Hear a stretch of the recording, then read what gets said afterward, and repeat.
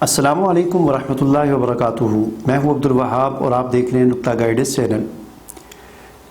नाज़रीन, शाम में इस वक्त जंग नहायत ही उरूज पर है और आपके जहन में ये सवाल पैदा हुआ होगा कि रूस शाम की इस जंग में बमबारी क्यों कर रहा है। ये वो सवाल है कि जो मुझसे बहुत सारे लोगों ने पूछा था, तो मैंने सोचा कि इस बारे में एक वीडियो बनाकर इस सवाल का जवाब देने की कोशिश करूं कि रूस शाम में क्यों बमबारी कर रहा है। इस सवाल का जवाब देने से पहले तमहीदी तौर पर कुछ बातें मैं आपसे अर्ज़ करना ज़रूरी समझता हूँ, ताकि इस बात को समझने में, अगरचे सवाल के जवाब के साथ इस तमहीद का कोई ताल्लुक़ नहीं है, लेकिन बहैसियत मुसलमान ये तमहीद के तौर पर ये कुछ बातें आपको बताना मैं ज़रूरी समझता हूँ। वो ये है कि अल्लाह ताला ने इस दुनिया में जितने भी अंबिया इकराम को भेजा, कुरान हकीम में बहुत सारे नबियों और उनकी कौमों का ज़िक्र मौजूद है और नबियों और उनकी कौमों का ज़िक्र और उनके किस्से कुरान हकीम में बयान किए गए हैं कि जब भी किसी कौम और बस्ती की तरफ अल्लाह ताला ने किसी नबी को भेजा और उस नबी ने अल्लाह की दावत उस कौम के सामने रखी और फिर एक अरसे तक वो नबी वहाँ पर दावत व तबलीग का काम करता रहा। फिर कुछ लोगों ने माना और कुछ नहीं माने, तो फिर एक वक्त मुक़र्रर पर अल्लाह ताला की तरफ से उस कौम पर अज़ाब नाज़िल हुआ और ये अज़ाब मुख्तलिफ़ शक्लों में नाज़िल होता था।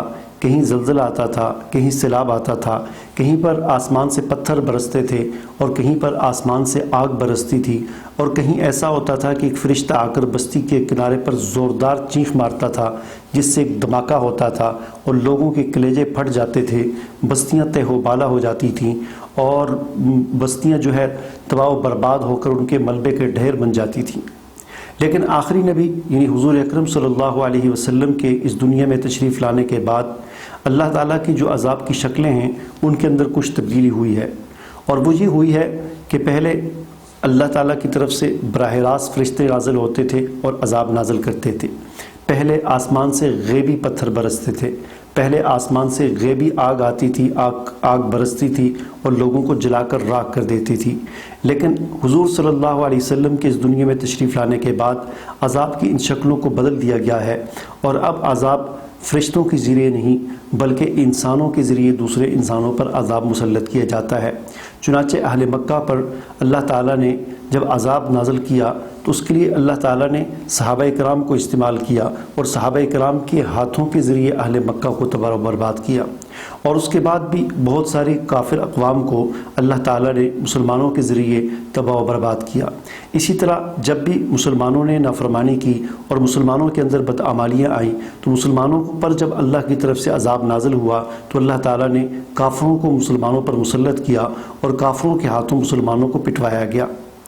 तो ये अज़ाब की सूरत हाल है।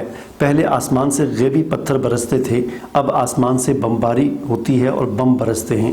पहले आसमान से ग़ैबी आग बरसती थी, लेकिन आज आसमान से ग़ैबी नहीं बल्कि किसी दुश्मन की, किसी काफिर मुल्क की जहाज़ों में से आग बरसती है और बस्तियों की बस्तियां जल जाती हैं। तो ये तमहीदी तौर पर ये बातें मैंने आपको इसलिए बताई कि बहैसियत मुसलमान हमें इन बातों पर गौर करना चाहिए कि शाम के मुसलमानों के साथ हमदर्दी एक अपनी जगह पर, लेकिन हमें ये भी सोचना चाहिए कि इतनी बड़ी तबाही अल्लाह ताला की तरफ से क्यों उन पर आ रही है। आखिर कोई वजह तो होगी।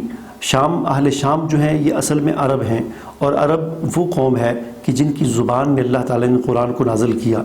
जब इस कौम ने कुरान के साथ अपना ताल्लुक़ तोड़ दिया, अल्लाह के दीन के साथ अपना ताल्लुक़ तोड़ दिया, तो अल्लाह ताला ने मुख्तलिफ़ अक़वाम को इन पर मुसल्लत कर दिया, जो इन पर अज़ाब की शक्ल में इन पर जो है मुसल्लत हैं और अरब के लोगों को तबाह व बर्बाद किया जा रहा है।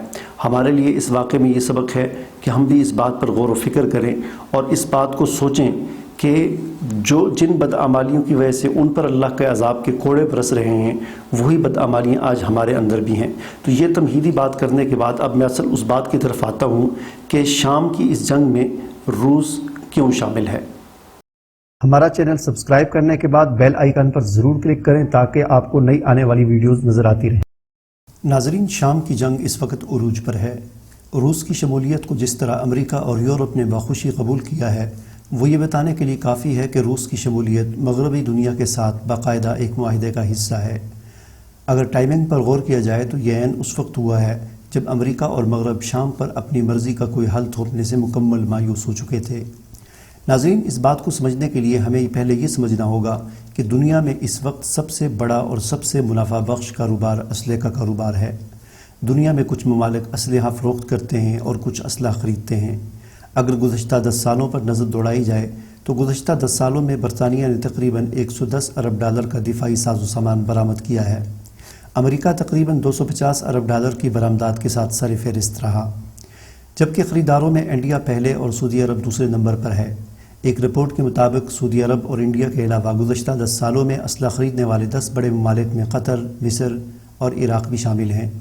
گزشتہ 3 برس کے دوران سعودی عرب نے برطانیہ سے تقریباً 4 ارب پاؤنڈ کا اسلحہ خریدا۔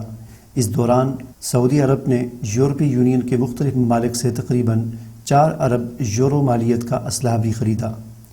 10 برس کے دوران برطانیہ کی جانب سے کل برآمد کیے جانے والے اسلحہ میں سے 57% اسلحہ مشرق وسطیٰ کے ممالک کو بیچا گیا، یعنی انڈیا کے بعد دنیا میں سب سے زیادہ اسلحہ عرب ممالک خرید رہے ہیں، جبکہ امریکہ اور برطانیہ سب سے زیادہ اسلحہ بیچ رہے ہیں۔ چنانچہ روس کی سب سے بڑی خواہش یہ ہے کہ وہ اسلحہ کی عالمی منڈی میں اپنا مقام بنائے۔ اس وقت 85 ارب ڈالر سالانہ کی اس منڈی میں روس کا حصہ صرف 5% بھی نہیں بنتا۔ روس نے دوسری عالمی جنگ کے تقریبات کے موقع پر جدید ترین روسی ہتھیاروں کی نمائش کی تھی۔ روس کے دارالحکومت ماسکو کے مضافاتی شہر میں منعقد ہونے والی اس بڑی عسکری نمائش میں ٹینک، توپیں، جنگی ہیلی کاپٹر، ریڈار سمیت دیگر جدید اسلحہ نمائش کے لیے رکھا گیا تھا، لیکن حیرت انگیز طور پر خریدار روسی اسلحہ کے مؤثر ہونے کے بارے میں شکوک و شبہات کا شکار تھے۔ یوں یہ نمائش بھی روسی اسلحہ کے نئے خریدار تلاش کرنے میں ناکام رہی۔ سن 80 اور 90 کی دہائی میں افغانستان، افریقہ اور مشرقی یورپ میں روسی اسلحے کی ناکامی کا بھوت روسی اسلحے سے چمٹا ہوا ہے۔ اس بار روس شام میں اس امید کے ساتھ آیا ہے کہ شام میں مغربی اسلحے کی ناکامی کے بعد روس اگر اس جنگ میں بشار الاسد کو بچانے میں کامیاب ہو گیا تو روسی اسلحے کی فتح ہوگی، جس کے بعد بہت سے نئے گاہک مل جائیں گے۔ یہی وجہ ہے کہ روس اس جنگ میں اپنا ہر طرح کا اسلحہ استعمال کر رہا ہے۔ شام میں زمینی اور فضائیہ کی موجودگی کے باوجود اس نے بحیرہ خزر سے مہنگے ترین کروز میزائل بھی داغے ہیں۔ تو ناظرین، میں نے آپ کو بتایا کہ شام کی اس جنگ میں روس کیوں شامل ہے۔ وجہ تو آپ کے سامنے آ گئی ہوگی۔ ضروری نہیں کہ یہی ایک وجہ ہو، اور بھی بہت ساری وجوہات ہو سکتی ہیں کہ شام کی اس جنگ میں روس وہاں پر کیوں لڑ رہا ہے۔ یہ ایک وجہ ہے، لیکن مین وجہ یہی ہے کہ اس وقت جتنے بھی کافر ممالک ہیں، خاص طور پر برطانیہ، امریکہ، چائنا، روس، یہ اسلحے کا جو کاروبار ہے، اس میں ان کے درمیان ایک ریس لگی ہوئی ہے، ایک دوڑ لگی ہوئی ہے، ایک مقابلہ لگا ہوا ہے، اور ہر کوئی ایک دوسرے سے آگے نکلنے کی کوشش کر رہا ہے۔